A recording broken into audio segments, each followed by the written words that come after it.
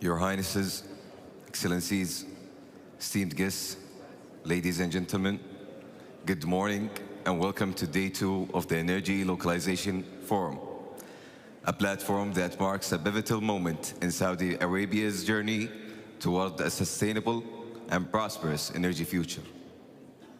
As we heard yesterday, Saudi Arabia is at the crossroads of innovation, collaboration, and progress as we work towards 75% localization of the energy sector by 2030.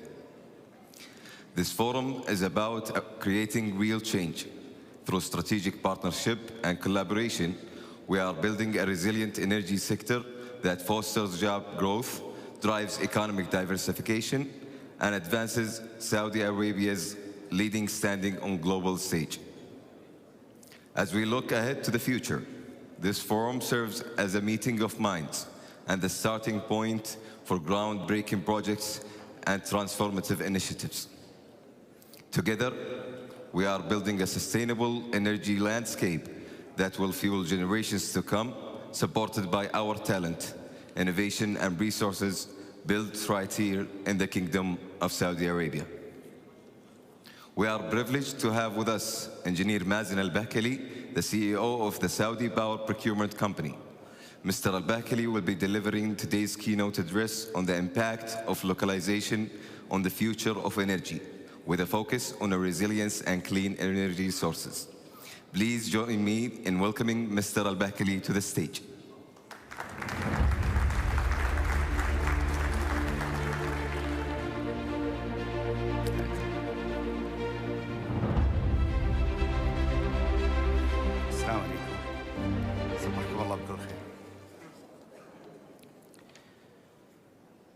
Your Highnesses, Your Excellencies, distinguished leaders and colleagues in the global energy sector. It is an honor to stand before you today. We gather at a pivotal moment in the energy transition where the world is reshaping its future and investing in sustainable energy solutions. I would like to thank His Royal Highness Prince Abdulaziz bin Salman, the Minister of Energy, and my colleagues at the Ministry of Energy for hosting such an important event, which benefits the energy sectors and contributes positively to the economies of the world as a whole. In Saudi Arabia, Vision 2030, set forth by His Royal Highness Crown Prince Mohammed bin Salman and Prime Minister, it aims to double Saudi Arabia's power generation capacity by 2030, targeting a balanced energy with a mix of 50% coming from renewable resources. We're not just participating in the global shift. We are striving to become a key contributor, operating with precision and seamless collaboration, much like a Swiss clock or Swiss watch, as quoted by His Royal Highness Prince Abdulaziz bin Salman yesterday in his open remarks. As we work towards realizing the vision laid out by our leadership, I want to share with you the tremendous opportunity that exists in Saudi Arabia. It's an open opportunity not just to develop energy projects, but to build the entire ecosystem and local supply chains that will power our journey towards energy sustainability, resilience, and independence. The Kingdom of Saudi Arabia is on a mission to more than double its power generation capacity by 2030, with remarkable 50% capacity coming from renewable resources. This ambitious target requires an accelerated installation of over 20 gigawatts of renewable energy per year. The scale of this ambition means that we're not just thinking about deploying renewables. We're talking about transforming the energy landscape entirely. With such targets, we're making Saudi Arabia a global player in the renewable energy sector and creating room for international collaboration that supports our goals. We're building more than projects. We're building the future of energy where it will be sustainable, reliable, and rooted in local capabilities. As we look to the global renewable energy landscape, we recognize a fundamental challenge. Today, supply chains are highly concentrated in few geographies. This may undermine the resilience of energy capacities across the regions. This geographical concentration poses a risk to the resilience and sustainability of renewable energy capacities across different parts of the world. It underscores the need to countries like ours to build robust local supply chains that can support renewable energy infrastructure reliably and sustainably. We see this as a strategic necessity, not only for our energy needs, but also for other energy markets that can benefit from a diversified supply base. This is where Saudi Arabia has a role to play. In response to these challenges, Saudi Arabia has taken decisive steps. We at Saudi Power Procurement Company, the principal buyer, are working with a robust ecosystem of stakeholders led by the Ministry of Energy and enabled by other government and private entities to build the required resilience and by developing local supply chains. By 2030, our goal is to cover 75% of our demand for key energy components locally. And this is not just a vision, it is a reality. A prime example is our partnership with global gas turbine manufacturers. Today, 66% of the gas turbines used in recent projects, such as the projects in Taiba and Qasim, were made in Saudi Arabia. Looking forward, we will be using and supplying gas turbines for future projects like Nairi and Rumah 100% from Saudi Arabia. We also had a great success with the solar sector. Our partnership with a global manufacturer of PV, mounting structures, and trackers has been growing locally, producing a capacity of 4 gigawatts in 2021, and it's growing to 12 gigawatts by 2025. This will bring us significantly closer to our target of 75% localization in this product category. Ongoing discussions are happening as well with global leaders to enable localization of 30% of PV modules, 45% of wind towers in projects are currently being tendered. These efforts are creating enormous opportunities for global companies to partner with us, enter the Saudi market, and benefit from the rapidly growth and dynamic energy sector that we have. Our commitment goes beyond just building capacities. Saudi Arabia has dedicated in creating an enabling environment for investment. We have been continuously updating our policies, infrastructure, and incentive programs to ensure that our partners with local and global industry leaders are mutually beneficial. We recognize that investors seek certainty, transparency, and support. The Kingdom is opening to engaging with partners to address their needs and support their journeys developing renewable energy products. Ladies and gentlemen, the global energy transition is a turning point, and Saudi Arabia is in the heart of this transformation. We're not just consumers of energy technology. We're building a supply chain that will power not only our country, but also other parts of the world. I invite you all to explore the opportunities that Saudi Arabia offers in building local supply chains for renewable energy. The road ahead is filled with potential for growth, innovation, and lasting partnership. Together, we can build the resilience and sustainable energy future the world so energy needs. Thank you.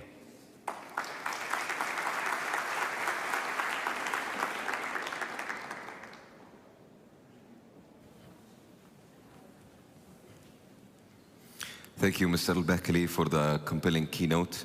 Your reflections of the future of Saudi Arabia's energy, particularly the crucial role of localization will play in the fostering resilience and advanced cleaning energy sources, have given us much to think about as we look ahead to the next phase of the kingdom's energy transformation. So thank you again. We now move to our first panel discussion of the day, titled Government Entities' Efforts in Enabling Localization. This panel will explore the crucial role of government enablement in driving local development within Saudi Arabia's energy sector, focusing on the challenges, support mechanisms, and strategic initiatives that enhance local capabilities and exports. This session will be moderated by Ms. Fatma Al-Momin, Lead ICTVA Corporate Certification Analyst at Saudi Aramco. Ms. Fatma, floor is yours.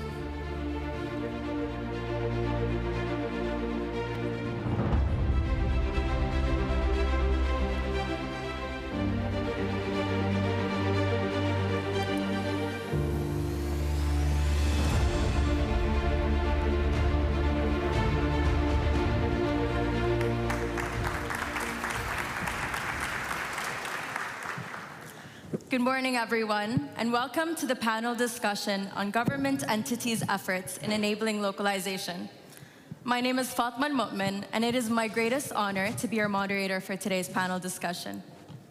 Joining us today, we have three distinguished panelists from various government entities. I'd like to welcome Prince Sultan bin Khalid, CEO of the Saudi Industrial Development Fund, Mr. Abdurrahman Al-Samari, CEO of the Local Content and Government Procurement Authority, and Mr. Majid Al-Argoubi, CEO of the Saudi Authority for Industrial Cities and Technology Zones. A warm welcome, and thank you for joining us.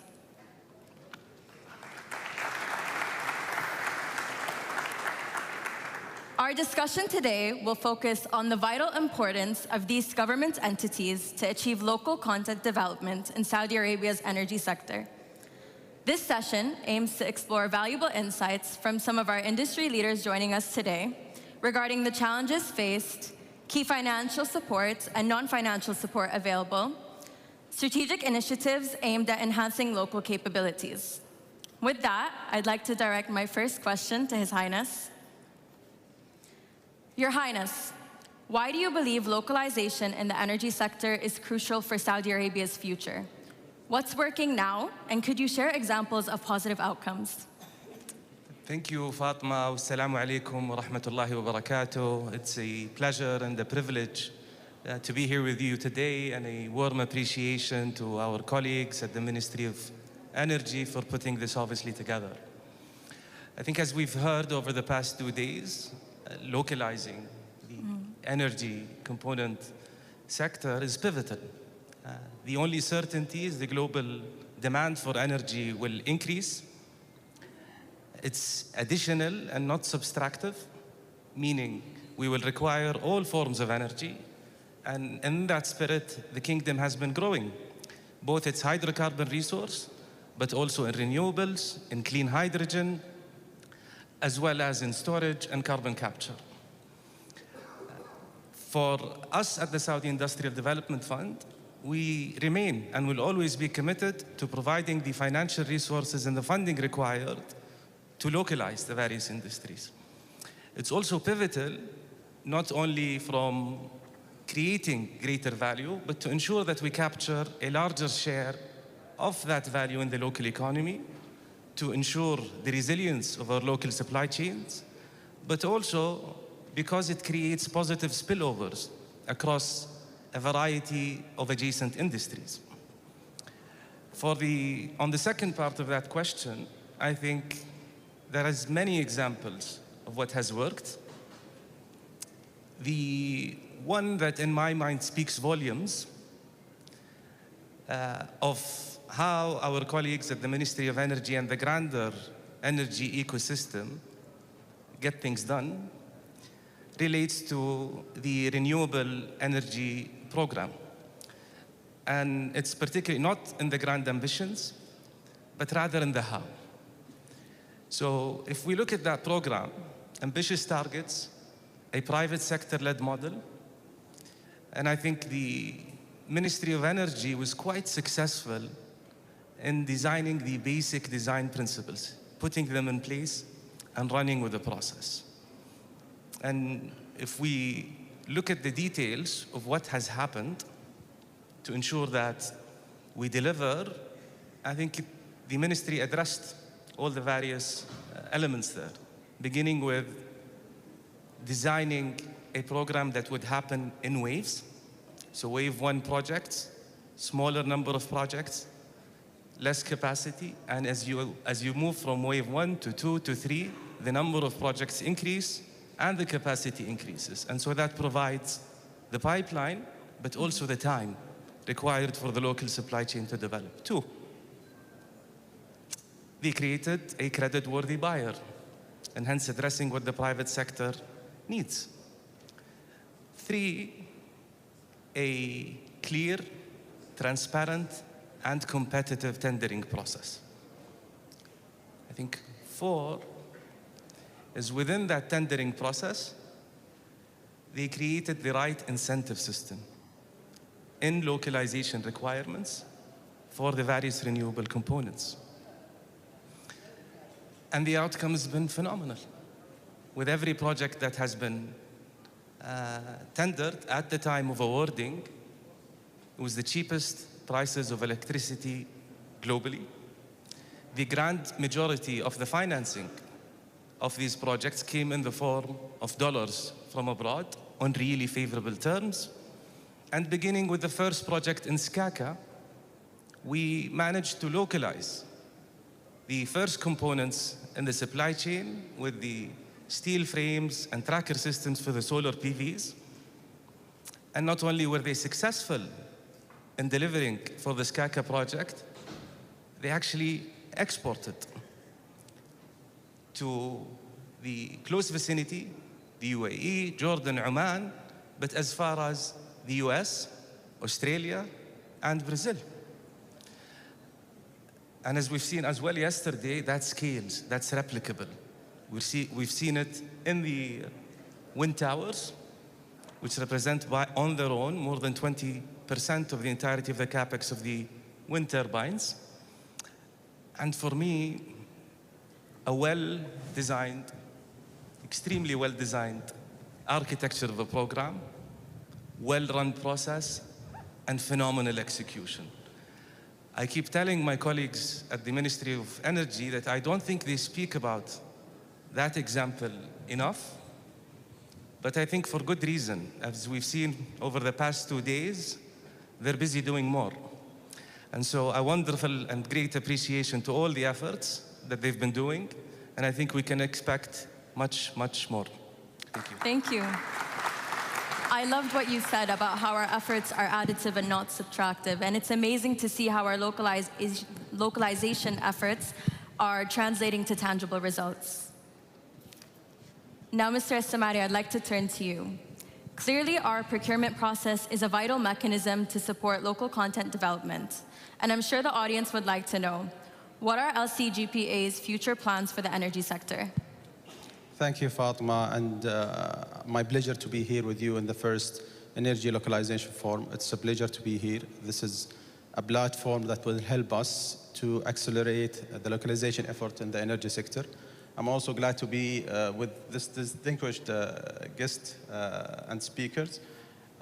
And as you said, Fatma, procurement is very vital for localization, especially when the demand size is huge and the demand to some extent is being consolidated. And these two things is basically how we are characterizing the energy sector. The energy sector has a huge demand upcoming in the future years, and as well, the demand to some extent is consolidated with few demand centers. That will help you to leverage the procurement process for your localization purposes. And for the past few years, we've been working with our colleagues in Ministry of Energy on integrating local content requirement and localization in renewable energy, for example.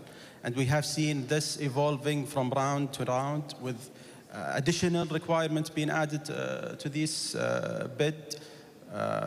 We started seeing specific number of units for specific products to be procured from local manufacturers, and more to come in the future round. As well, we in LCGBA, we've been working to leverage our tools for the sake of localizing certain products. Yesterday, in the ceremony of Memo of Understandings, we have signed 2 Memo of Understanding for localizing wind towers in collaboration with our colleagues from Ministry of Energy.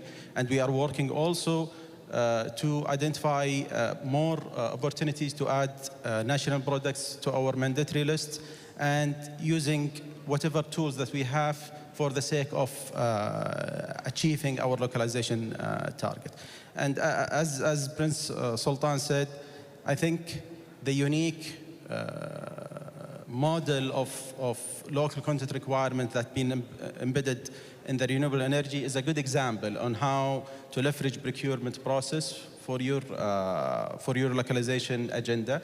And under the localization committee, now we are working even also to expand this for oil and gas, unconventional, and all of other aspects in the energy ecosystem to achieve the 75 targets in 2030. Thank you, Mr. Samari, for shedding light on LCGPA's efforts to drive localization, especially within the energy sector. Now, Mr. Al-Argobi, what part does energy localization play in the huge industrial city developments that you're supporting at Mudun? And how are the principles of renewable energy integrated? Thank you, Fatima, and good morning to all the attendees. And honestly, I'm glad to be here in this valuable gathering where we demonstrate how the government, different entities working together in order to support the localizations and to attract the foreign investors to the kingdom.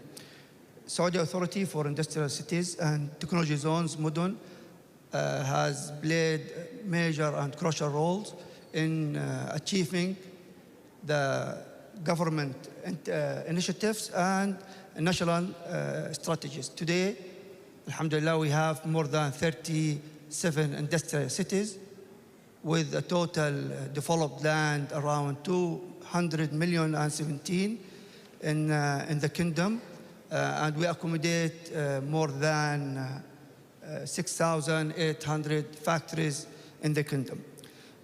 Therefore, we strongly believe that Mudun is one of the preferred destinations for the industrial investors to do business, and this not because we are only providing land and world-class infrastructure, but also we create substantial value through our products, enablers, and also the strategic partnership and collaboration with different key government entities.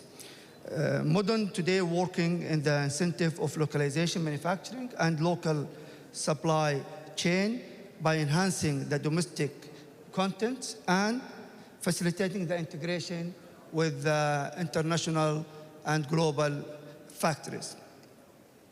This is to have to result resilience of the ecosystem of the industrials and to create more job for the youth of and the people in Saudi Arabia. Today, we are proud that we host well-known international and local companies specialized in the energy sectors. We have more than 520 factories located within the industrial cities. They are supplying the local demand with its need, and they go beyond to the global market as well.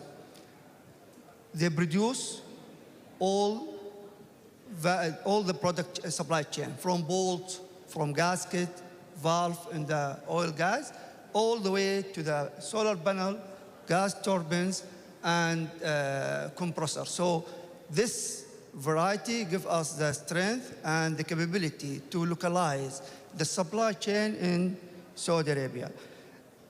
We are working today with our big firms and companies, Aramco, SABIC, GE, Siemens, and how we study the supply chain and how we can attract certain products that are produced outside the kingdom to be localized. And this very extensive efforts taking time, period, effort to convince and to start localize this. And this is one of the key role that today we are performing. And I want all of us to imagine that if the government did not invest heavily in the infrastructure and the top tier infrastructure today, what will happen? We cannot accommodate local companies to do business here, or we cannot even attract the international investor to come to Saudi Arabia. And this is where the importance of the government collaboration in identify the needs and the supply and demand requirement. Second part that Mudun we are proud of is our contribution to the renewable energy program. We are proud that we work with Saudi power procurement company to establish two major projects in the industrial cities, located one in Rabugh and one in Jeddah, with a total area of 15 million square meters and the total production capacity of 700 megawatts. And we are working today with the company to have the third agreement. We are in the final negotiation to have the third agreement in Rabugh with a capacity of around 400 megawatts. The third aspect that Mudun today we work with our colleagues in the Ministry of Energy and Ministry of Industrial and Mineral Resources to have a sustainable energy initiative program to reduce the energy consumption and improve the energy efficiency. And we are proud that we have an agreement with the Ministry of Energy to connect additional 5 industrial cities to the natural gas network. And this is by studying the forecast of the demand that today we see in the industrial sectors and the power requirement. And we anticipate that, and we are starting the network to fulfill the need of the factory. Maybe just I want to conclude that we emphasize that Mudun play a major role to promote in the local content of energy sectors and other sectors as well, and we'll continue doing our best effort to serve our clients. Thank you. Thank you, Mr. Argoubi. It's very interesting to hear how Mudun is supporting localization and collaborating with other government entities to also integrate renewables. Now, Your Highness, I'd like to turn back to you. How does SIDF support the development of Saudi Arabia's local energy sector? And what does SIDF see as big opportunities? So thank you, Fatma. And I think maybe to provide a historic perspective, and this year is quite special for us at the Saudi Industrial Development Fund. We've celebrated 50 years since inception. And if we go back to that history and what has translated, I think it has been quite remarkable for the country as a whole. And so over 50 years, we have provided north of 180 billion of financing to the manufacturing sector. That supported investments of more than 700 billion across more than 4,000 projects.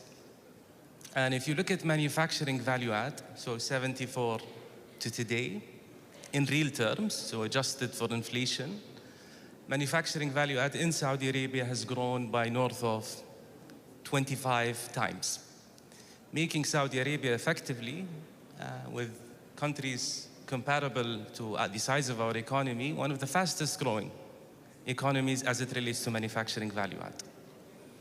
Now, since the launch of Vision 2030, what we've done across all our lending activities is more than what we've done in the first 36 years of our inception. And I think that speaks volumes about the amount of support, empowerment, but also potential that has been in the industrial base. A great deal of that has gone obviously into the energy value chain. And more importantly, as we look at our immediate pipeline, the things that we are potentially going to do over the next 2 years, the majority of that is most likely in the energy value chain, and more particularly in the renewables. So across the solar value chain from upstream to downstream, and across the wind value chain as well. And so we're quite excited and expect to remain net lenders to the sector for the foreseeable future. Thank you, Your Highness. That's exciting developments that we're hearing. And access to finance is really one of the key components in enabling localization. Now, Mr. Samari, LCGPA plays a vital role in assisting both Saudi companies and external partners to grow in the kingdom. What are the main tools and enablers that the Local Content Authority uses? Thank you, Fatima. I think this is a great question to shed light on the tools and mechanism that we have introduced. And I would take government procurement as an example. In the new government procurement law and process that's been introduced in 2020, local content for the first time has been part of the decision-making process in our procurement system, and we have introduced it as a key component and objective to be achieved through the procurement process of the government. The model that we have designed, we try to make sure that it's captured the demand of the government, and as well recognizing the specific needs and different type of projects. So we have designed different tools that will not, I would say, create any barriers for the execution, and as well helping to direct the demand to the local manufacturers. We have introduced the price preference, which has been a policy being implemented for the last maybe 30 years to have a 10% price preference for local products. The only difference here today that we have the flexibility on increasing this price preference for specific products. Depends on the nature of the competition, depends on the nature of the product, and the maturity of specific products. Also, we have introduced the mandatory list, which is basically a list of products that government agencies and contractors have to procure it from local manufacturers. And I'm saying here local manufacturers because one of the principles in our local content model, it doesn't look at the nationality of the company. What matters for us is the creation of value added is happening here in Saudi, regardless of the ownership of the company. So the mandatory list is helping to identify certain capability existing in Saudi Arabia to produce specific products and mandating government agency to procure it from local manufacturers. Today, for example, we have more than 1,000 products on this list. In 2023, we estimated the amount of demand that we directed through this policy, which is around 30 billion riyal. As well, another tool that we have introduced is basically to including local content score in the evaluation. So it's not only the commercial evaluation anymore. It's a combination between how much you are offering for the government, and as well how much of localization and local content you will be contributing to. And the combination of the two will help to give advantage for the companies who's offering more of localization and local content through these projects. As well also in certain projects, we start identifying minimum threshold of local content to be allowed to compete in these projects. We are applying this in specific projects where we have clear visibility on the existing capability in the market, so we can identify a threshold that is practical and not creating any price inflation. And the last methods that we have applied also is basically localizing of industry and knowledge transfer agreement. It's basically a type of agreement has been introduced to use offtake as an incentive for the government to, in the sake of localizing the products in Kingdom. Today, we have signed more than 45 agreements in different sectors, pharmaceutical, logistics, and so on, by committing a demand for the investors for a number of years based on the feasibility of the opportunity for the sake of building the capability here in Saudi Arabia. To give you just an example of the impact of these tools, I will give you a small story about a manufacturer in Dammam. It's an international company established in 2015, and in 2020 he was struggling to have a demand for different reasons. We tried to see what kind of enablers from our toolkit that would help this capability to remain in Kingdom, and we come up to include this product as part of our mandatory list, and also working with the government agency and also our colleague in the energy ecosystem to ensure that the demand will be shifted to this very unique products. The results of that today, the orders has been doubled to tenfold in 2023 compared to 2020. They have a clear expansion plan today to increase their production from 250 units to around 1,400 units, and also clear exporting plan for the regional market, and which is very important aspect that we need to consider. So in conclusion, we see a great impact of applying these tools, and we will continue enhancing and adding more tools that will help to enable local manufacturers and service providers in Kingdom. Thank you. It's evident that LCGPA is deeply invested in fostering growth in localization and local content through various tools that you've mentioned, such as the local content score and the mandatory materials list. So thank you. I'd like to direct my next question to Mr. Al-Argoubi. How is Mudun deploying financial and non-financial enablers to support industrialization across Saudi Arabia?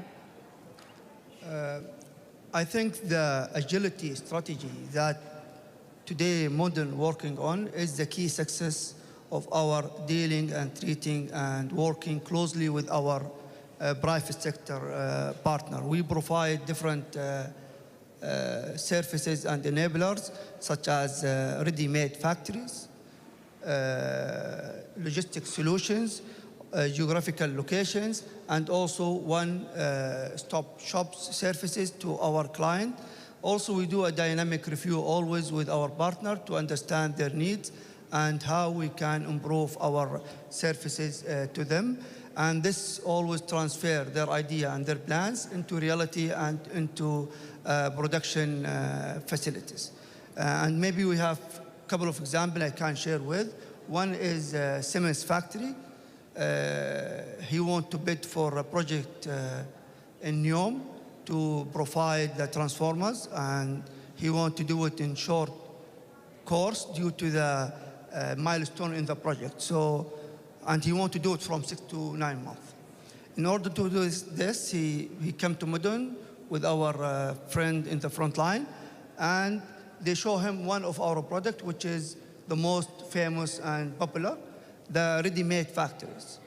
He rent 4 units, and he could start his operation within less than 7 to 8 months. In this period, the 8 months, he could meet the deadline of Neom and provide the service to them, and now is a successful story.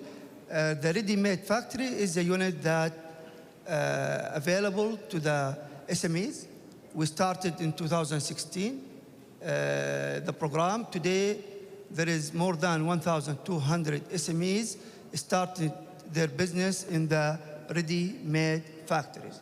And we have variety from 150 meter up to 1,500 meters in the same product. And this is very fast grow business now in Mudun. Also, we have one of the company want to localize the drill bits in the oil wells, and they were bought and imported from outside. And this oil drilling company, they have their own affiliated company. They produce this unit, but they couldn't localize it. So due to the cost of setting up the factory and share services and to do the big investment in the capital, so in the capital investment fund. So what they did, they sit with our team in the Dammam city, and they create a new product. And this product now is already one of our services that we provide to all tenants. They build a factory inside the factory. So the drilling bit factory, they use the same location of the mother company, oil drilling, and they start the operation there. Today, it's 100% localized, so they use this production part of their operation. And also, they start exporting to our side after 4 years. Today, the business of this affiliated, which is only the drilling bit, which is part of the mother company, is exceeding $100 million. And this tells you how Mudun is very agile and close to our partner to understand their needs and what they need and how we can improve our services to meet their expectation. And one of the major enablers today is the land development program that we are in as part of the National Industrial Strategy.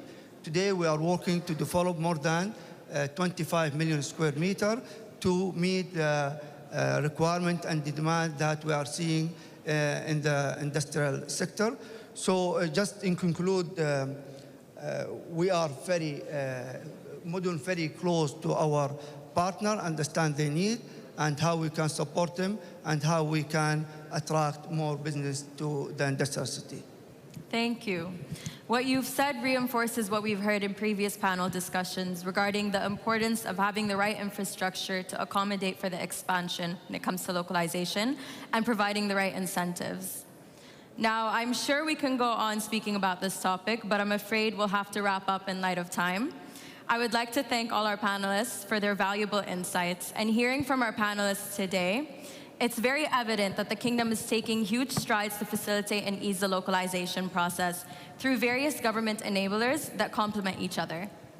So not only are we working to build a resilient supply chain in the energy sector, but throughout all sectors, promoting the diversification of our economy in line with Vision 2030. Again, I'd like to thank our distinguished panelists for the role that they play in localization and the development of our nation. Thank you. يعطيكم العافية. شكراً.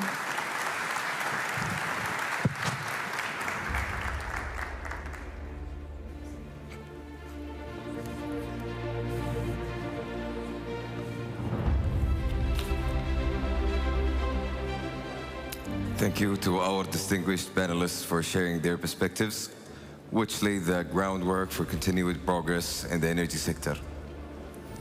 Their insights into how government efforts are enabling localization offer a clear vision of the path forward, addressing both challenges and strategic opportunities in Saudi Arabia's energy sector.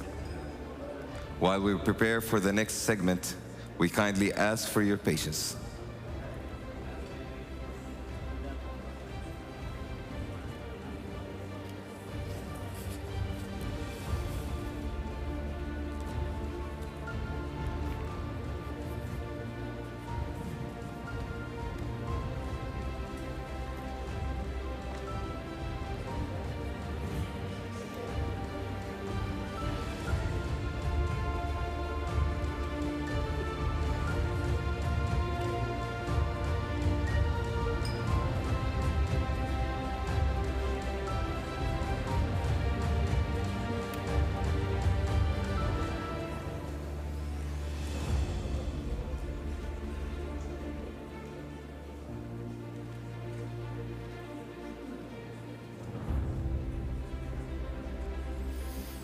Your Excellencies, distinguished guests, ladies and gentlemen, we shall now proceed to a file exchange ceremony under the patronage of His Excellency Engineer Ahmed Al-Zahrani, the Assistant Minister for Development and Excellence at the Ministry of Energy.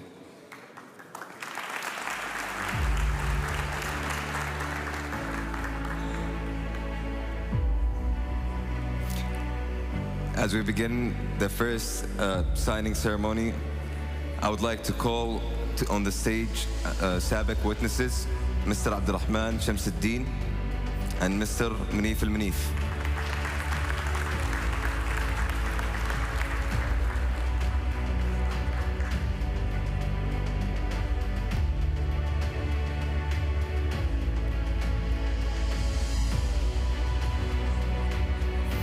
Announcing a joint corporation under the title Agreement to Support and Finance SMEs for the opportunities listed for exciting enterprise in SABIC Nusanid program.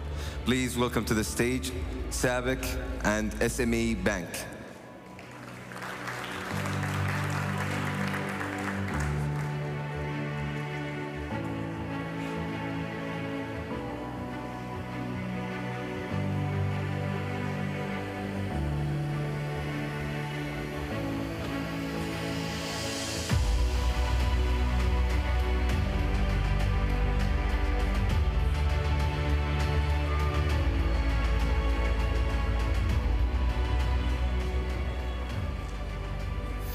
Announcing 6 MOUs between SABIC Nusanid program and leading organizations across different sectors.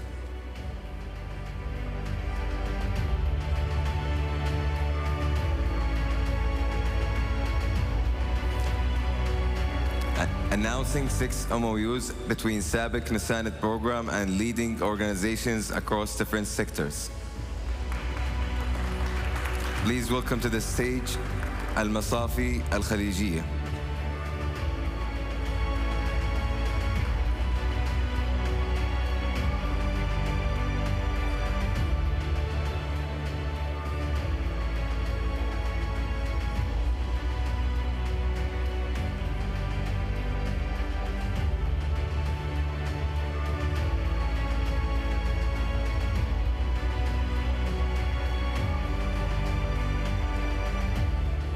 SABIC Nusanid program and Arabian Renewable for Environmental Services.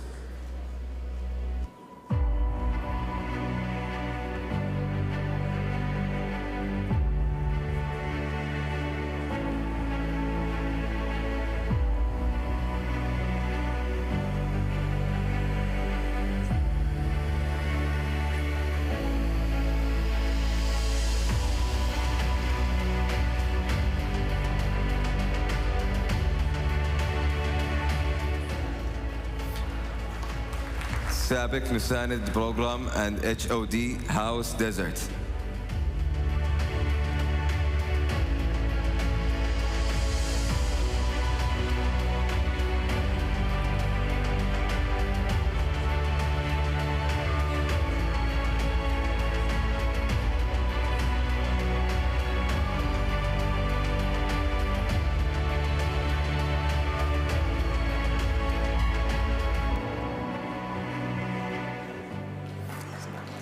SABIC Nusanid program and Specialty Industrial Chemicals Company.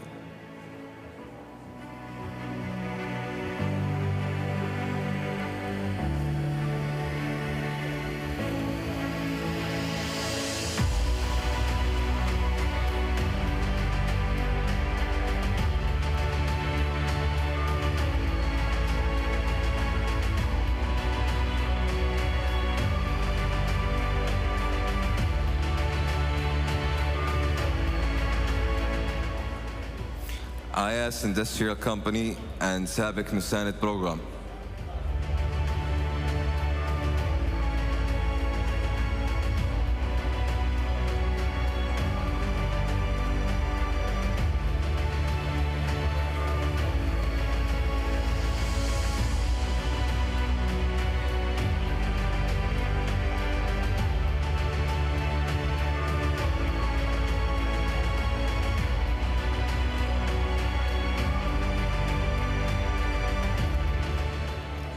SABIC Nusanid program and Rosenbauer, Saudi Arabia.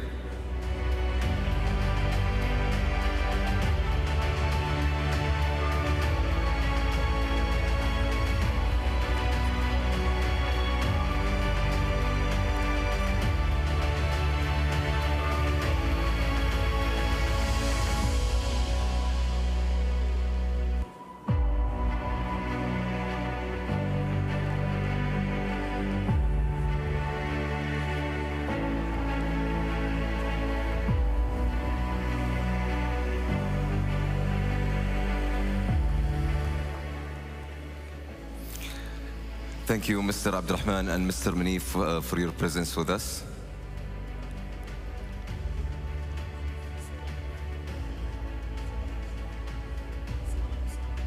الزملاء في السابق إذا ممكن تتفضلون معنا على الستيج.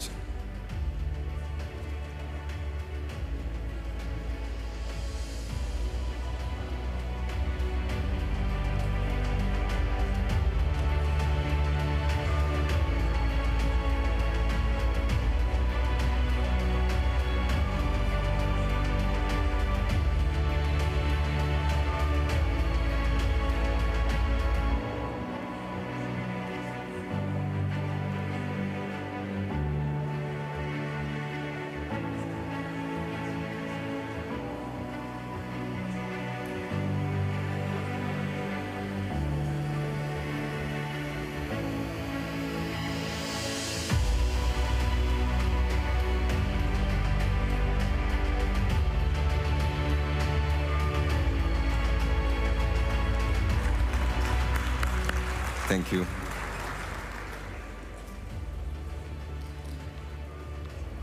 Now I would like to call Baker Hughes representative on the stage as we begin to announce the third announcement.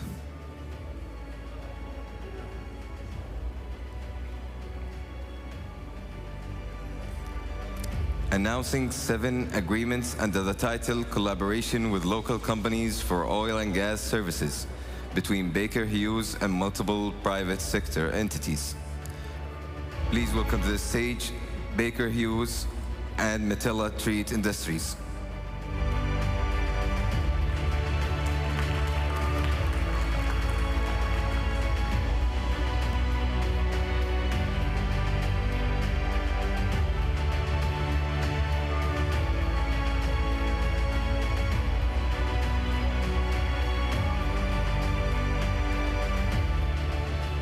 Baker Hughes and Azad Engineering.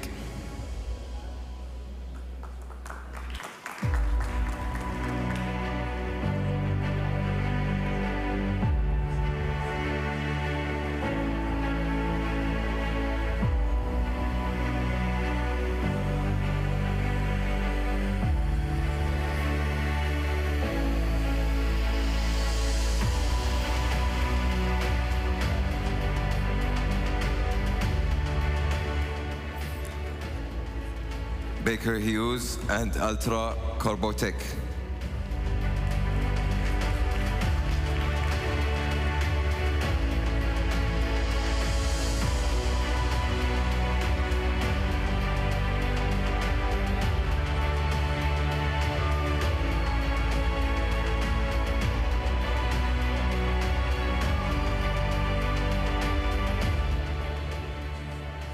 Baker Hughes and Pascal Industries.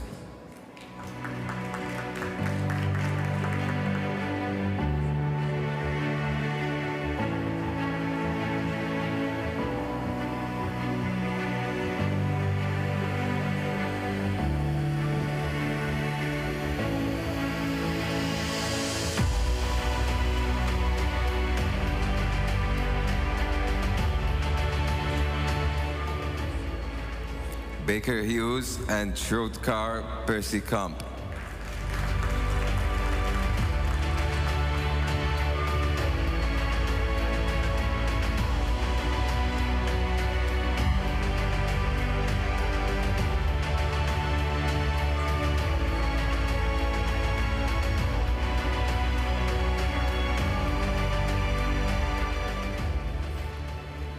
Baker Hughes and Nue Valve Company.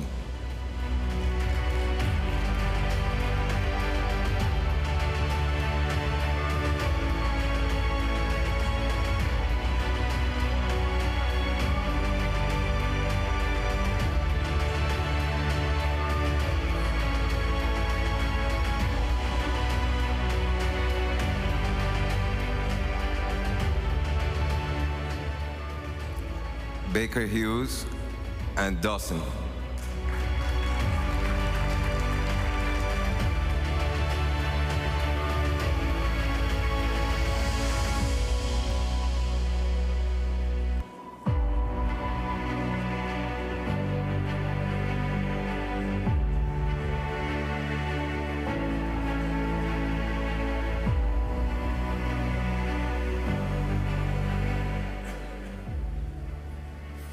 Thank you for our Baker Hughes representative for being with us. Our fourth announcement is announcing collaboration between Siemens Energy and the National Innovation Industrial Company, NAMI, to jointly develop 3D printing applications for gas turbine advanced components. Please welcome to the stage Siemens Energy and NAMI.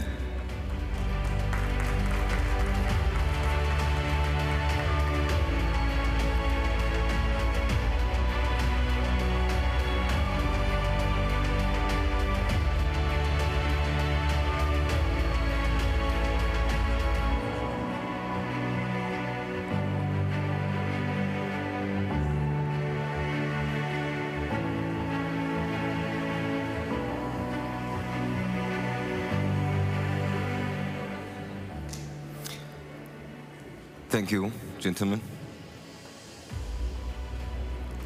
Thank you, Your Excellency, for your presence with us.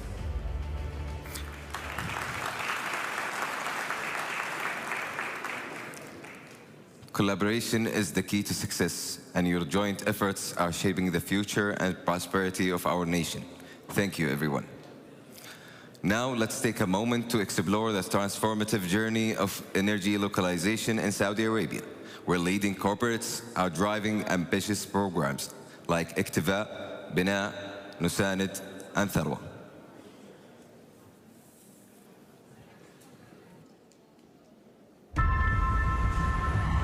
The journey towards localization is all about transformation.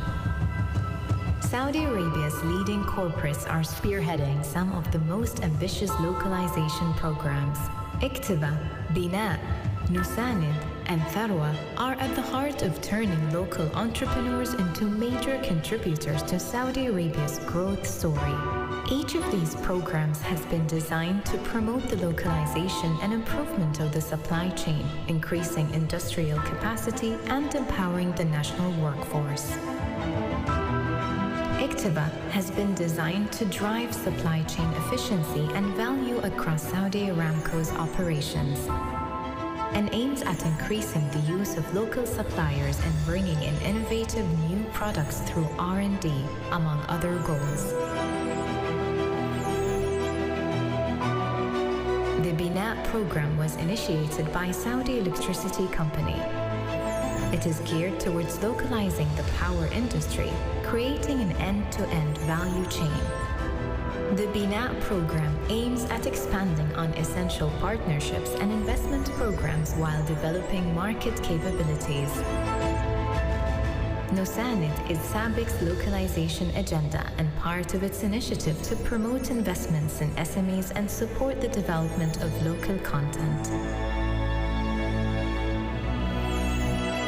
It is aimed at empowering entrepreneurs to launch competitive projects, thus adding value to the national economy.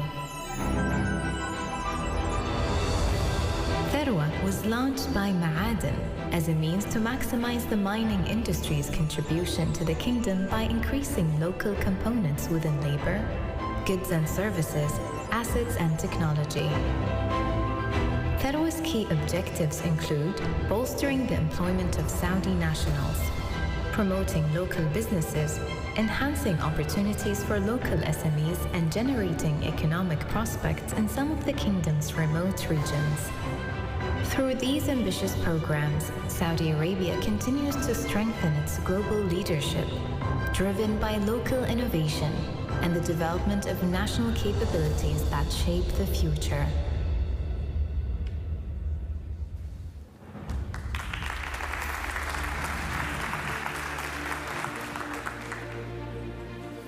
As we prepare for our final panel discussion of the day, we want to take a moment to reflect on the depth and breadth of the insights shared so far. Today's conversation have painted a vivid picture of how localization is not only shaping the energy sector, but it also transforming the broader industrial landscape for Saudi Arabia. This upcoming panel, Localization Programs to Achieve the Strategic Objectives of the Energy Sector, will dive into the crucial role these programs play in strengthening supply chain resilience, enhancing competitiveness, and driving innovation. We will hear from experts who will explore how these efforts are unlocking new opportunities for growth across diverse industries. While we make the final preparation for this session, we appreciate your patience.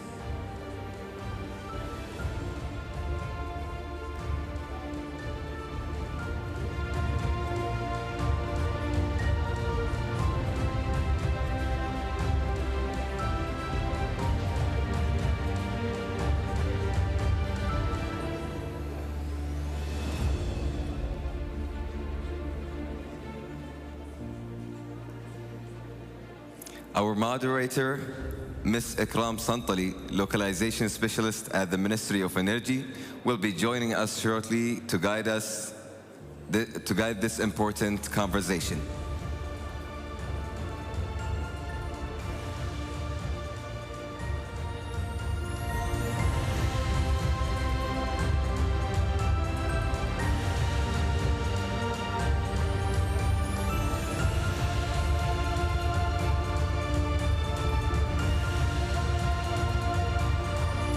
Ms. Ikram, the floor is yours.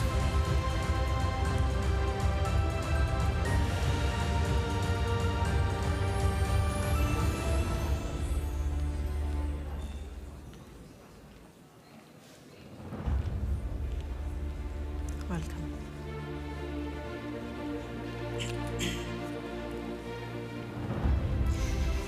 Good morning, everyone, and welcome to the Energy Localization Forum. I'm Ikram Santali, and we have the privilege of hosting the 4 experts of leading organizations that are at the forefront of localization in energy sector. Each is instrumental in shaping the future of the energy sector. Let me briefly introduce my panelists today. Mr. Salim Al-Hrej, Senior Vice President of Procurement and Supply Chain Management at Saudi Aramco. Mr. Khalid Al-Kharbouch, Vice President, Global Procurement at SABIC. And Mr. Abdullah Al-Asami, Senior Vice President of Procurement and Business Support at Ma'aden. Welcome. This event is titled Energy Localization Forum, and your 4 organizations support localization efforts across the kingdom, from remote regions to the major teaching academies. So from your varied experience, why do you think localization is important for Saudi Arabia today and in the future? Starting with you, Mr. Al-Hrej. طيب بسم الله الرحمن الرحيم السلام عليكم ورحمة الله وبركاته. Thank you, Ikram. Let me start first by thanking the Ministry of Energy for organizing this forum, which has really very important for us to network and to collaborate with all the energy leaders. So going back to your question, Ikram, definitely localization is very important now and the future for many reasons. If I cite some, first, localization will help us in the resilience and it will mitigate any unforeseen reasons. Second, it will help us in the diversification of the economy. If I elaborate, for example, on the first point, on the resilience, localization will help to build a strong and resilient supply chain that will enable us in Saudi Aramco, for example, to continue our supply of the energy to our clients, as well as to the rest of the world, no matter are the circumstances. And we have all witnessed in the few years in the past many incidents, and with the support of localization, we have realized the benefit of mitigating these risks. If I cite for some of these incidents, for example, as mentioned yesterday in one of the panels, the attack in some of our facilities, be it in Khurais or Abgeg, or the pandemic from the COVID-19, or any geopolitical situation. So for example, in Saudi Aramco, we have worked on this to establish a very strong base for local supply. Now we have in our area and record more than 3,000 approved suppliers that we use them and to mitigate all these events and incidents. If I move to the second point, which is diversification, one of the main objectives of Vision 2030 is to promote economical growth and support diversification. And Saudi Aramco, through its flagship program, ICTIVA, is playing a pivotal role in that and meeting that vision. For example, ICTIVA was a main catalyst in driving a large number of our suppliers and investors to come and localize more than 186 facilities within the kingdom since the inception of this program back in 2015, with a huge capex. These cost around 13 billion riyals since we started this program. These facilities managed to produce some important commodities for the first time in Saudi Arabia. Example is frac equipment and specialty chemical and many others. And with all these efforts and the localization, the kingdom now became a real hub for so many industry. As a matter of fact, our suppliers, as of today, they are exporting to more than 50 countries all around the world from their local facilities in the kingdom. So in summary, ICTIVA program is supporting both points, diversification and the resilience of our supply chain. And as was mentioned yesterday, when we started this program, we were at only 35% ICTIVA. Today we are reaching 67%. What does that mean? It means that for every single real that we spend with our supplier, 67% of that circulate back into the local economy. Thank you. Thank you. And if I may take the chance to introduce our guest, Mr. Nasser Sulami, Technical Service Vice President from Saudi Electricity Company. Welcome on stage. So, Mr. Al-Kharbouch, from your perspective, why do you think localization is important today and in the future? Assalamu alaikum, sabah khair jami'an. Hello everyone, good morning. Let me start by echo the appreciation and thanks to our colleagues in the Ministry of Energy for the great facilitation, great setup. And truly I'm honored also to be here with this esteemed panelist, together with a great opportunity to reunion with my ex-colleague at college and also at SABIC. Talking about your question, if you look at the classical economics, okay, they recognizes 4 important factors that are necessarily required to the establishment of the supply chain that delivers products, goods, and services to end customer, namely the natural resources, labor, capitals, together with entrepreneurship.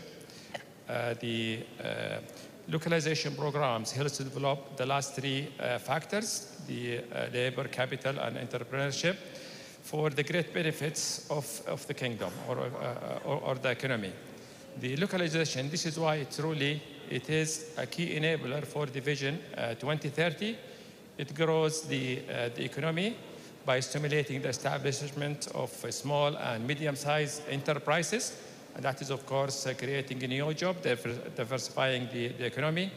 It will help also maximizing the manufacturing capacity of the kingdom, which is truly a great support to minimize the kingdom imports. And that will definitely lessen the exposure of the kingdom to the global economical crisis, together with political instabilities and shipping disruptions. Nice. Thank you for the insight. Mr. Sulami, why do you think localization is important today and in the future? Assalamu alaikum wa rahmatullah, sabah Allah barakatuh jami'an. Localization value starts from the global sustainable development goals to provide people with peace and prosperity. The global goals recognize that development should balance social, economic, and environmental sustainability. Therefore, Saudi Vision has adopted localization as a strategic lever to position the local economy in the high-tech 4th industrial revolution and knowledge economy. The need to invest in domestic value creation is more pressing than ever.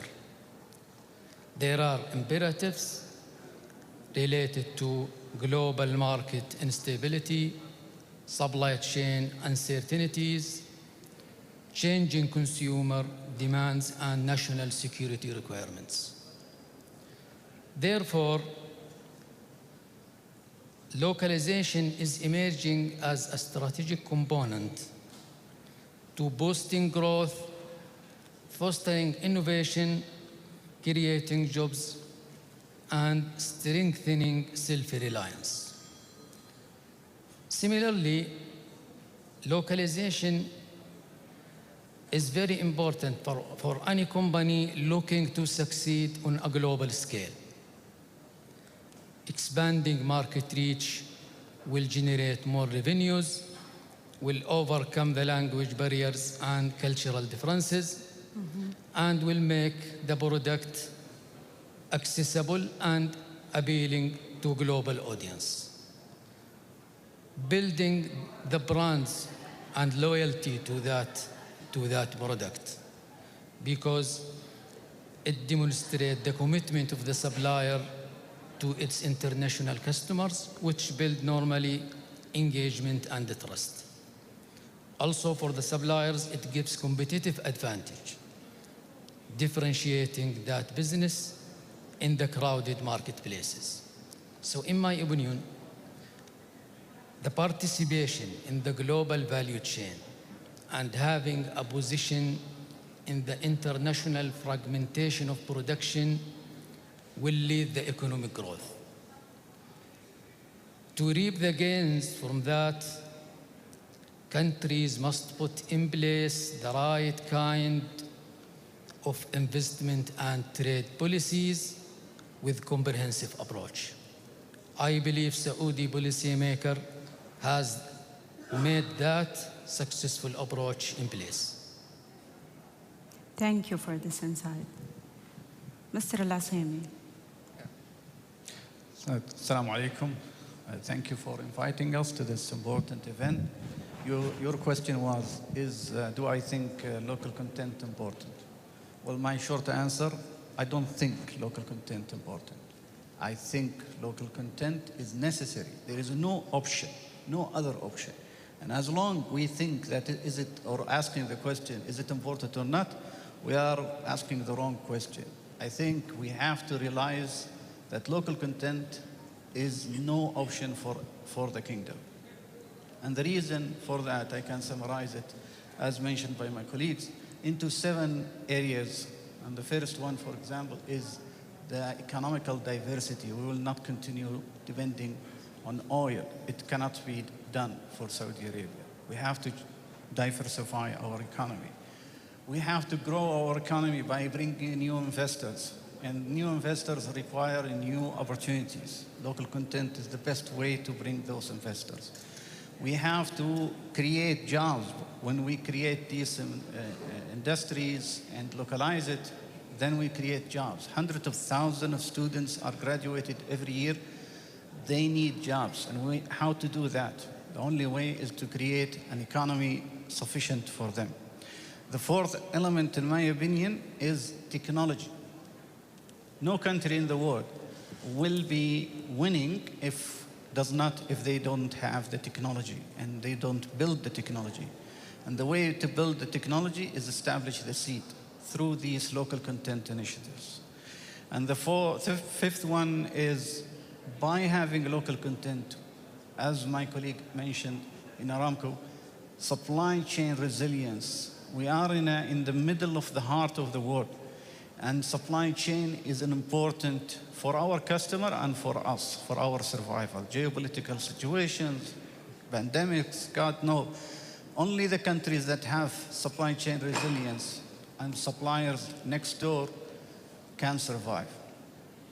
The sixth element is national security. This is considered national security, and I think this is not always looked at from that aspect. It's the more you are independent from others, the more you are stronger in a future. God knows what will happen. So national security is one of the benefits of local content.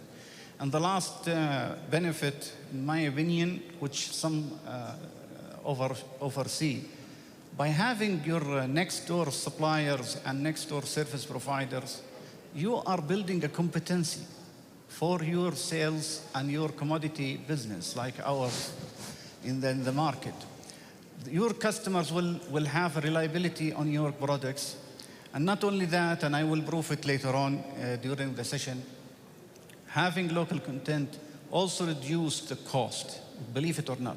We always think local content increase the cost, but with facts, local content, if we look at the total cost of ownership, actually return money to the company and make us more competitive. Wow, thank you. I totally agree with these insights. Let's delve deeper into specific initiatives that illustrate the effort of localization. As part of Aramco, the ICTIFA program is clearly focused on the energy sector. You describe localization through ICTIFA program as a key strategic component in your strategy. So could you share some of ICTIFA's success stories achieving these objectives? Okay, thank you, Ikram. You know, in our localization program, we came a long way. This is coupled with huge and tremendous growth in so many fronts.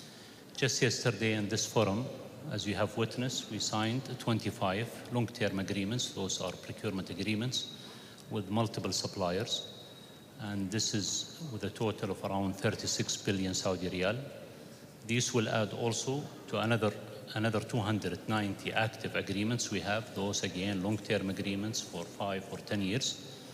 And we have a total of all these agreements of around 180 billion Saudi riyal. And in every one of these agreements, there is a requirement for localization by either building a new factory or expanding an existing one, coupled with a requirement to mandate certain Saudization within each one of these facilities. Also, ICTIFA program was a huge contributor to the GDP growth. Just last year, the total growth in the GDP as a result of ICTIFA reached around 140 billion. And since the inception of this program back in 2015, this aggregates to 765 almost billion Saudi riyal as GDP contribution. Also, we worked with all our suppliers to create opportunities for our Saudi youth. 174,000 jobs, both direct and indirect, now are joining our local supply chain with our suppliers. In addition to this, ICTIFA program was a catalyst in driving so many investment. I'm talking about, for example, mega projects. Through Aramco, we were a catalyst to build King Salman Maritime Industrial. This is a complete offshore ecosystem in Ras Al Khair. Also, we have worked in the steel plate manufacturing. This is an integrated steel plate manufacturing, will serve all steel plates manufacturing base. Also, we have Tuweg, which is focusing on the casting and forging for all our rotating stationary equipment. In addition to this, we have King Salman Energy Park, or what is known as, in short, as Spark. And this is a complete manufacturing and logistic zone. In addition to this, lately we just announced ASMO. ASMO is a JV between Saudi Aramco and DHL. And this company is established in order to act in the whole MENA region, focusing in the industrial, chemical, and energy sector, serving them as a hub for procurement and supply chain. So all these efforts came from ICTIFA, and on a yearly basis, we are spending billions of Saudi riyals with our suppliers, and we are leveraging this spend to make sure that we derive so many objectives, either by ensuring that we contribute to the economy and creating jobs for Saudis, and this is in line with Vision 2030. Thank you, Mr. Al-Harish. It's encouraging to hear about achievements being made by ICTIFA program. Let's talk about Ma'aden. Ma'aden is a key player in Saudi Arabia's mining industry. Mr. Al-Asami, your Tharwa program is strongly focused on enhancing local content and building capacity. Can you share how you're working to achieve this? Sure. Tharwa program started 2 years ago, being launched, and I am very glad that since the launch of Tharwa program, we increased our local content contribution by more than 30%, increased purchases locally in Saudi Arabia. That also resulted into having more than 50 opportunities downstream and upstream for the mining business. That is resulting around 5 billion investment opportunities with more than 300 SMEs to be enrolled in the program. That some of that investment, around 1.3 billion, is enrolled right now in the coming. And that also led that local content score for Ma'adin is now 57%, which we are looking, inshallah, next year to make it 60. That is part of the total objectives of the Tharwa program, which include the technology transfer, since Ma'adin is the leader, or let's say the champion of the mining business and mining industry in Saudi Arabia. And the mandate that we have, we are just touching the little bases of opportunities in the industry. In order for us to become the mining leader, we need to bring the new investors, the new technologies, the capabilities for the kingdom to unearth the reserves that we have. We have a huge available value in Saudi Arabia that has not yet been touched. And I think Ma'adin with the Tharwa program will help into localizing these businesses. And one of the things is actually with the Tharwa program, surprising things I mentioned, that it is enhancing our competitiveness in a commodity. We are a commodity business.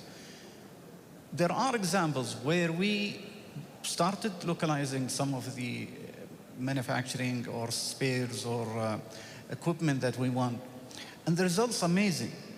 One of the examples, we were buying, and it takes for us to bring that material around, which is filters, bagged filters. It takes 24 weeks to come to Saudi Arabia, to our facility. Now, because we localize it, we have it in 3 weeks. And not only shorter in time, but also less cost. 10%, more than 10% less cost. 3D printing, we started from the beginning of this year with one of the local companies to have spares, 3D printing spares. And amazing thing is, it was taking us 18 weeks to get the spare to our facility. Now it takes us 1 week. Not only that, and I said it is a competitive advantage, local content. 1 week with 70% less cost. I don't think anybody hearing these numbers will question why we don't go to local content. These are live, true examples that we brought from the Tharwa program, and I am sure we are not the only ones who are gaining these benefits. The other companies are seeing it, and they will gain the same. The only thing we need to push forward and to build their ecosystem around our industries and help our new investors to find the ground. We have 12 MOUs being signed with regulators and agencies in Saudi Arabia to facilitate the mining business, helping the mining investors, or let's say whoever help us in the mining sector to speed up their investment and come here in Saudi Arabia in an easy way. I think if I just start listing the initiatives and the benefits from a human capital point of view, from a technology point of view, from competitiveness, from cost point of view, I will take hours and hours to list them all, but I want to take and give the floor to my colleagues also. That's insightful. It's clear that fostering local development is a priority at Ma'aden. Mr. Al-Kharbouj, SABIC's Nusanid program is described as an integrated engine achieving Saudi Vision 2030. Could you tell us more about the program? Inshallah. I must say that it's challenging to address this question in front of a great leader who put or planted the first seed for Nusanid, but I'll do my best. Nusanid is SABIC flagship engine, okay, to support and deliver the Vision 2030 of Saudi Arabia. Its main objectives is truly the localizations, okay, for the different manufacturing that support SABIC main operation and other industries. Nusanid is built in 4 pillars, okay, and in which 3 of them are actually having Arabic names. The first pillar is Intima, which is the first step for the entrepreneurs, okay, to reach out to us. The second one is Da'im. This is where we work with the entrepreneurs in identifying and starting the analysis, building the business case, and identifying the requirements. The third one is the financial support, in which we work together identifying the resources for funds, either through Nusanid-owned funding or through other shareholders or venture funds. The fourth one, it is Mu'ahil. Mu'ahil is a very important pillar because it's talking about the leadership and developments for the various competencies that are required to run the business. In addition to this, SABIC later on launched a program called NEMO to support SABIC current customer and suppliers, in which to support further the localization of the industry. The Nusanid has contributed more than 20 billion Saudi riyal to the country GDP. Alhamdulillah, we are very proud in Nusanid that it has graduated, okay, more than 280 businesses, in which 52 are in operation today. Okay, and of course, part of Nusanid, we are very proud that it has created more than 33,000 jobs, in which 30% of them are female. Talking about the brothers and sisters. Training hours for the developments exceeding 150. Last but not least, we do have the strategic alliance, which is one of the strategic objectives, in which we do collaborate with international OEMs to bring more collaboration in a way in the area of localizing their industry and operation excellence and also efficiency. Last but not least, I recommend you all, ladies and gentlemen, to visit Nusanid booth behind you, or very important as well to attend the workshop in the afternoon about Nusanid. Thank you. Thank you. It's exciting to see the localization driven by Nusanid. Mr. Salami, the Saudi electricity company Bina Initiatives calls for raising the capability of the local market for the energy sector. And this aligns perfectly with today's event. Could you share how you're working to achieve this? Yeah, let me start by defining Bina program. Bina, as build, employ national abilities, has a strategic objective to increase the electricity industry contribution in the local economy and national GDP.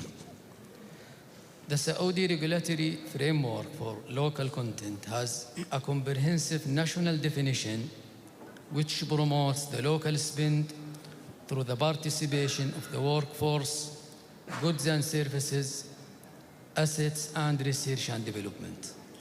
So the local component is implemented through the Bina program in the procurement with strict compliance to the local content governance as mentioned in the previous session by CEO Samari. We apply local content score preference in the commercial bids with preference to the local content at 30%. We apply the mandatory list of national products strictly, and we apply the local minimum threshold of the local requirements for certain key products. So BINA has three main work streams to boost the electricity industry.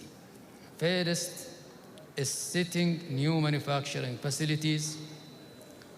Second is to enable the existing local suppliers to grow, expand, and increase capacity.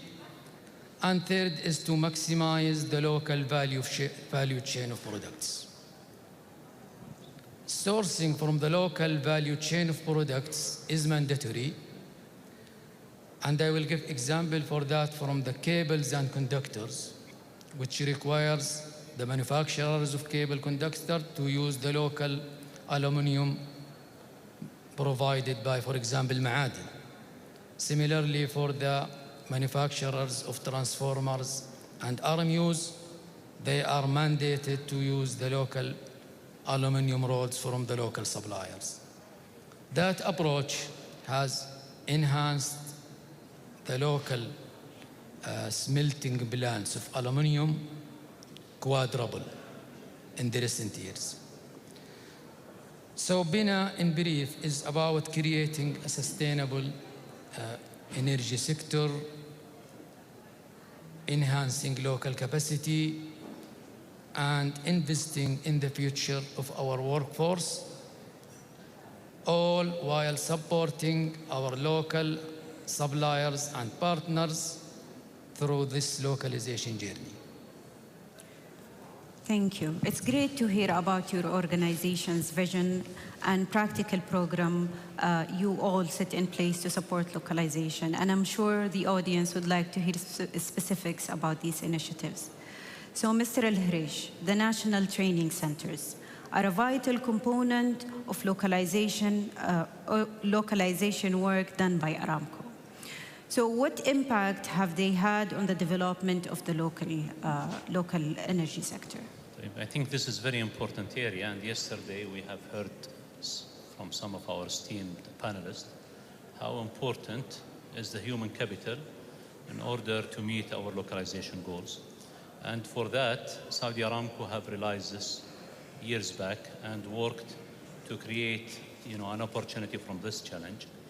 So accordingly, we have worked with more than 100 government agencies, suppliers, as well as leading institute in order to establish 16 big national training centers within the kingdom. They are all around the kingdom in 10 different cities, with one of them focusing and dedicated for the female vocational training. And these centers, they have very strong programs. It's a accredited program, and they have like 98 different disciplines as a graduate from these centers. And since the inception of these centers, or the start, they have graduated more than 68,000 Saudi trainees, and all of them now joined our suppliers, and they are working in different ladders within our suppliers. Also, we have a vision to continue this effort. By year 2030, we are aiming to reach 100,000, and that should contribute to the kingdom and meeting the vision of 2030. Excellent. It's empowering to hear about the human capital development in the energy sector.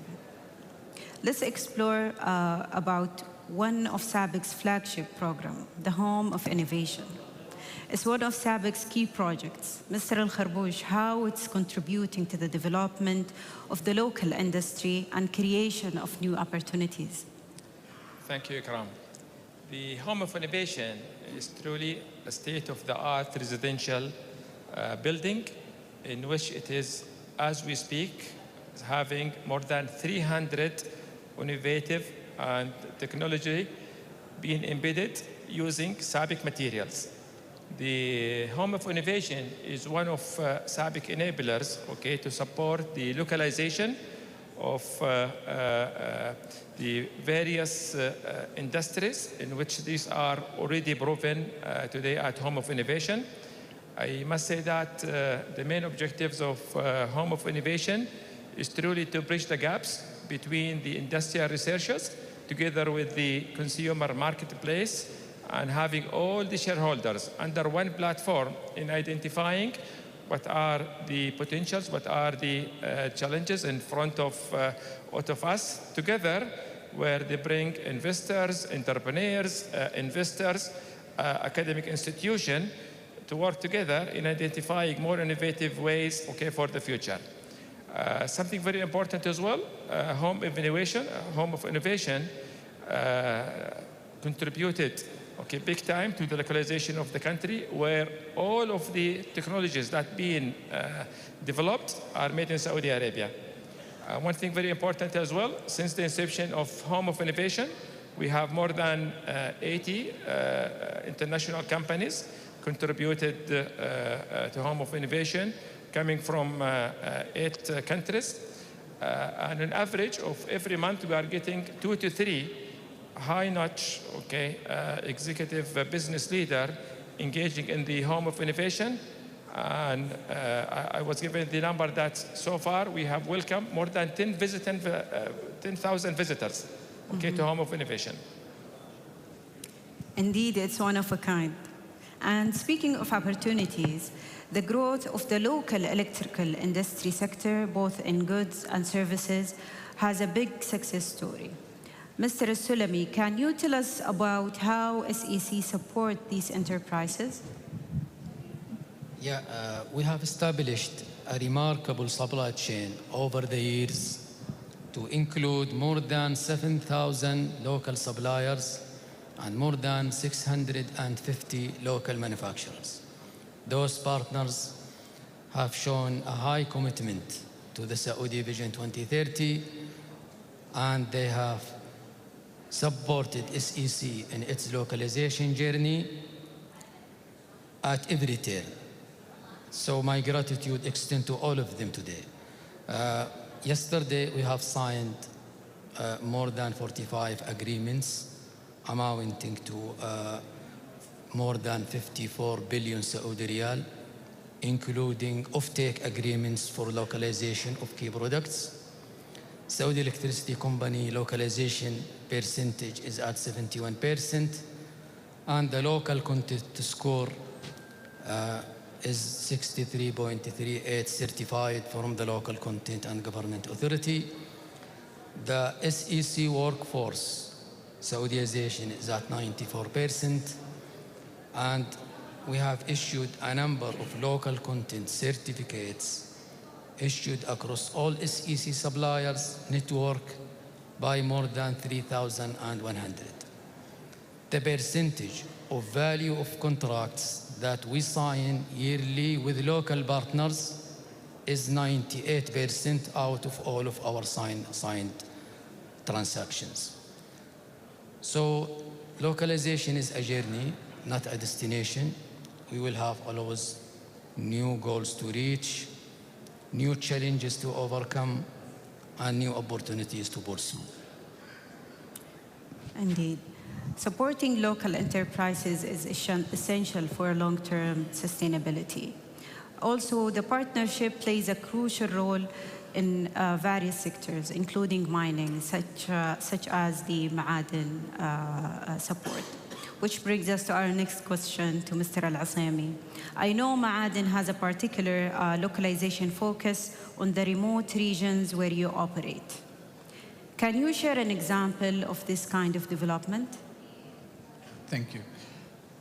By nature of the business in Ma'aden, we operate remotely. We have more than 17 sites across the kingdom, and it is growing every day.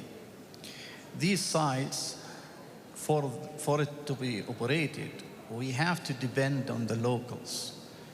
And depending on the locals, meaning we will invest heavily in the human capital. We mentioned the importance of a human capital, the most important thing, even for an industry company like Ma'aden.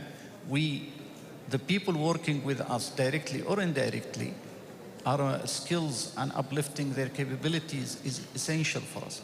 We are bringing technologies into these remote areas. We are bringing schools, investing in building the commodity, the locations, accommodations, and the schools, academies, and also having with the university, for example. So with that focus in human capital, focusing on technology, focusing on SME to be from these locations. For example, Wa'ad al-Shamal started from zero. Wa'ad al-Shamal did not have any industry before Ma'aden came. And now, alhamdulillah, we have a city that we are very proud of. Before 2016, it was nothing there. And now we are very proud. I encourage everybody to go there and see the schools, the community, the state-of-the-art manufacturing facilities, and the ecosystem that's been built around it. Because of this focus, we are growing even the economy of this by 3-4 times on average. So that will contribute to the growth and to the wealth of the people there. And also a side effect, good side effect, that will reduce also the traffic in Riyadh. We are helping Ma'aden to reduce in Riyadh by bringing the business outside also in these remote areas. So these are just examples of how the industry of mining will help the future of Saudi Arabia to grow and more in these very remote areas. Thank you for sharing Ma'aden's achievements. So what about the future? Just in a short sentence, if you could share with us how you see the localization of energy sector going forward. I'll start with you, Mr. Al-Harish. Okay, in short, we came a long way. We have made a lot of achievements. We are not stopping here. In fact, we have identified more than 200 opportunities in 10 different sectors, those worth around 60 billion Saudi Riyal as an annual value. So these opportunities in some important areas such as non-metallic, digital transformation. So we are working with our suppliers to close these gaps. Mr. Al-Harish. In my view, Saudi Arabia is at the crossroad of its 2030 vision transformation journey. Alhamdulillah, there are many success stories have been achieved that has helped to reform the economy. But the road ahead of us is full of opportunities that we can further localize to diversify the industry and to further enhance the economy. I consider the localization, will definitely unlock new opportunities to support the small and medium-sized enterprises for them to have more local industries here in the kingdom, together for them to be competitors as a global competitors, inshallah, which will definitely create more jobs in Saudi Arabia.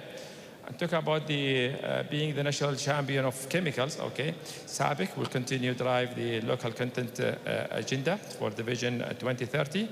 We will continue empowering local workforce, nurturing innovation. Together, we'll be working to create a long solution for the future.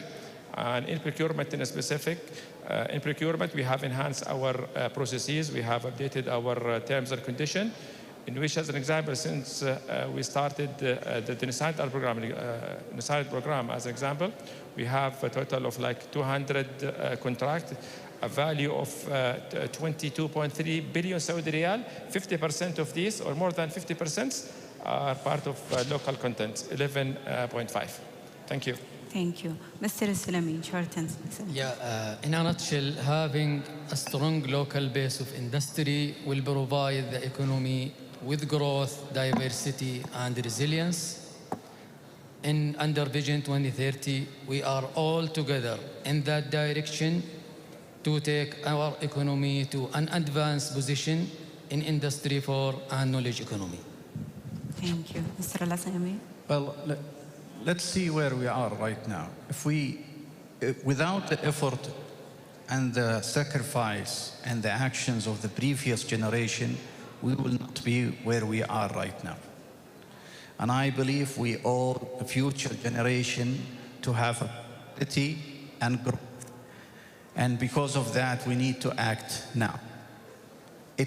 We're not talking about ourselves, we're talking about the generations to come. We are building the actions from now for them to have a prosperity and excellent life. And I believe if we keep that in mind, local content, again, it will not be an option.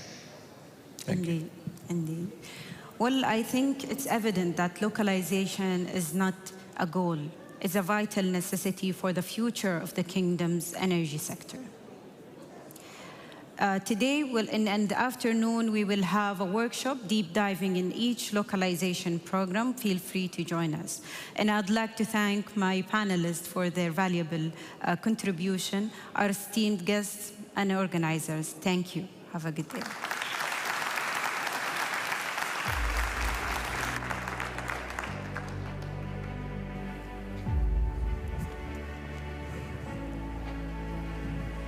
Thank you.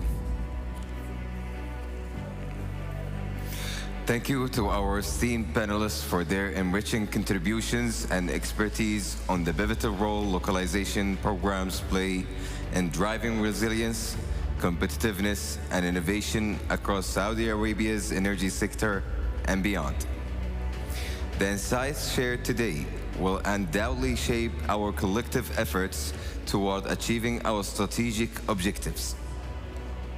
We will resume shortly to the final exciting moments of our event.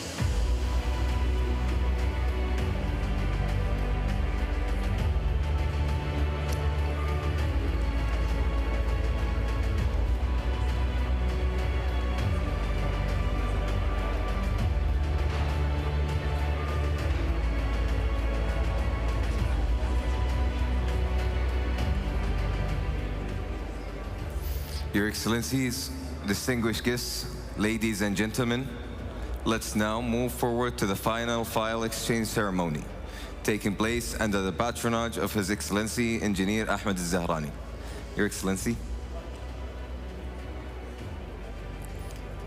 please if you can. Yes.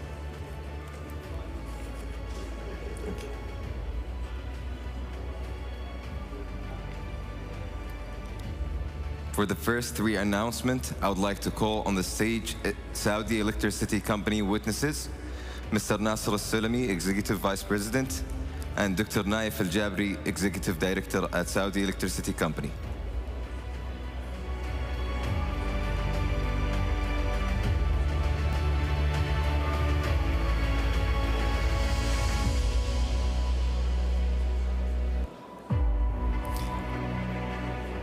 Announcing an agreement under the title Purchase Agreements for Fuel Additives with Saudi Electricity Company. Please welcome to the stage Farabi Downstream Company.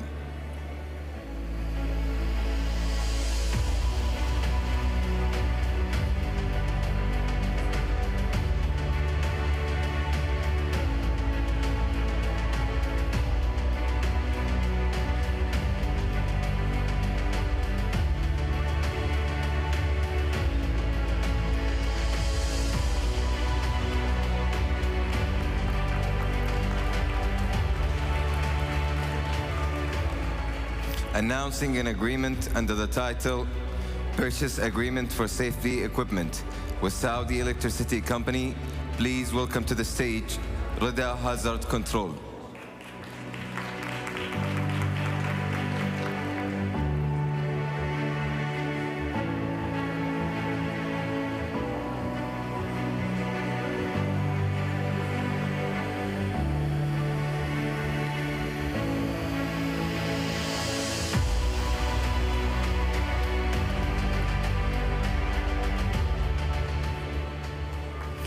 Announcing four agreements under the title Operation and Maintenance with Saudi Electricity Company. Please welcome to the stage Babak Borsig Service Arabia.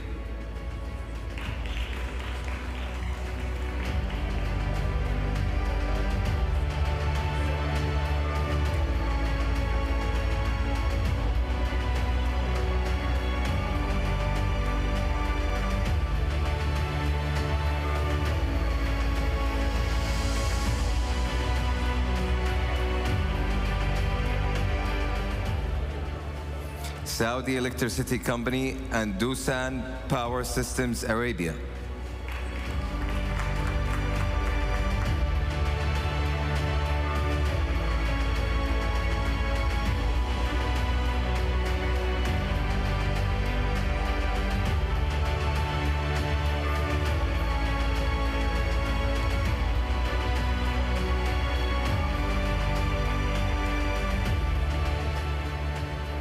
Saudi Electricity Company and Ingeria Model Trading and General Contracting.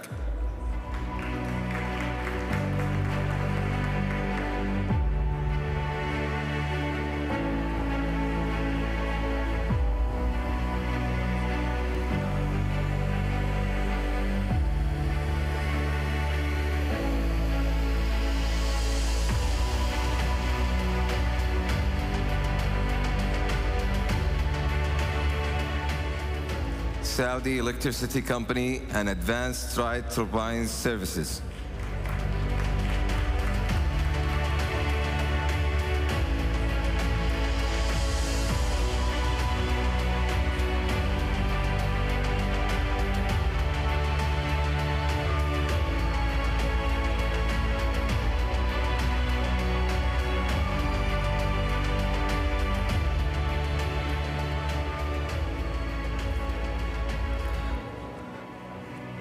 Thank you, Mr. Nasser and Dr. Naif, for your presence with us. Moving on for the fourth announcement, announcing an agreement under the title Manufacturing Plant Expansion. Please welcome to the stage Baker Hughes and Wisconsin.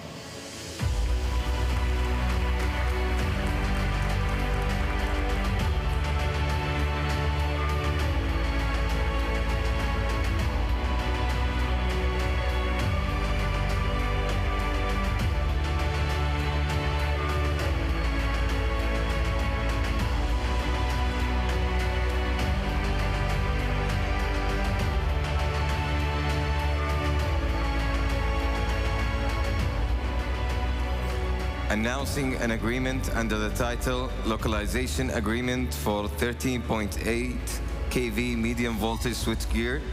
Please welcome to the stage Al Jihaz and ABB.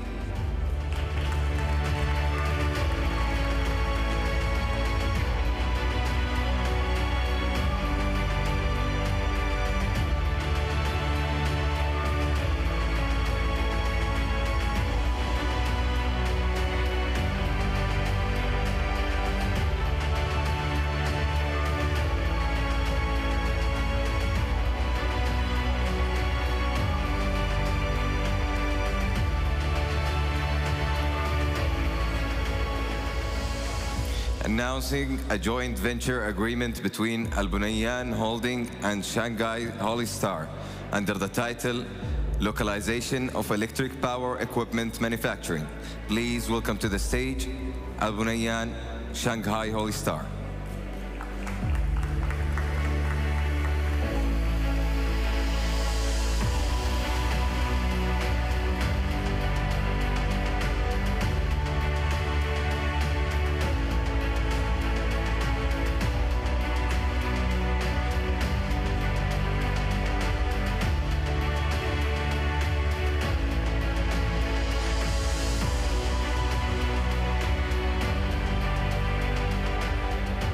Announcing an agreement under the title Manufacturing of Turnkey Components for Pressure Control Equipment for Oil and Gas. Please welcome to the stage Amco Al Ulayyan and Standard Aero.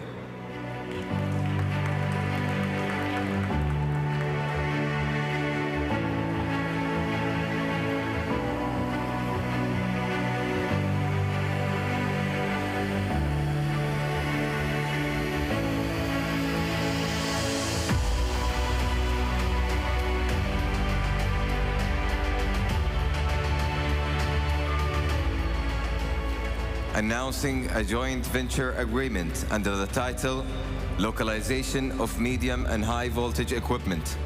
Please welcome to the stage Arabian Transformer Company and Chint Global Group.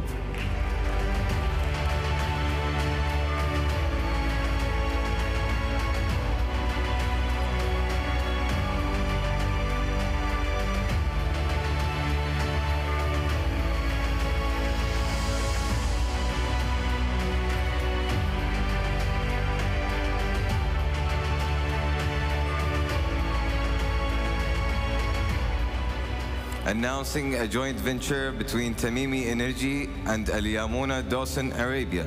Please welcome to the stage at Tamimi Energy and Al Yamuna Dawson Arabia.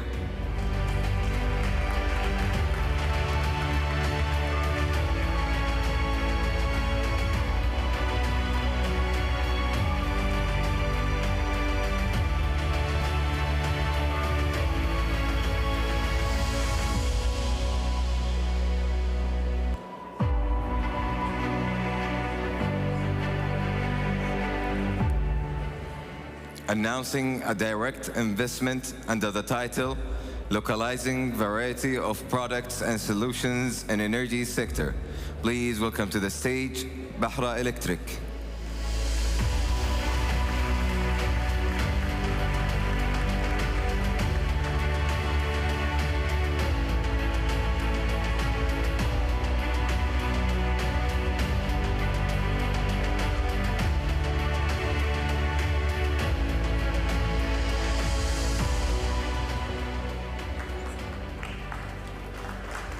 Thank you.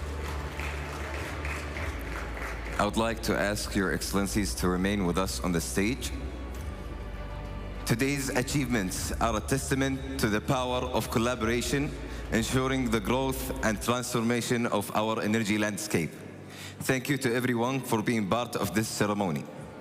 As we conclude today's forum, I would like to express our sincerest gratitude to all our speakers, moderators, and attendees for their participation. Your engagement and collaboration are vital to our shared vision for a sustainable energy future. But there is more to come. We have 6 workshops starting soon, so please enjoy. Thank you once again for joining us today. We look forward to the impactful outcomes of this forum as we continue our journey toward achieving localization, innovation, and prosperity for Saudi Arabia's thriving energy sector. I would like to call all the teams that were behind this magnificent event here on the stage for a group photo.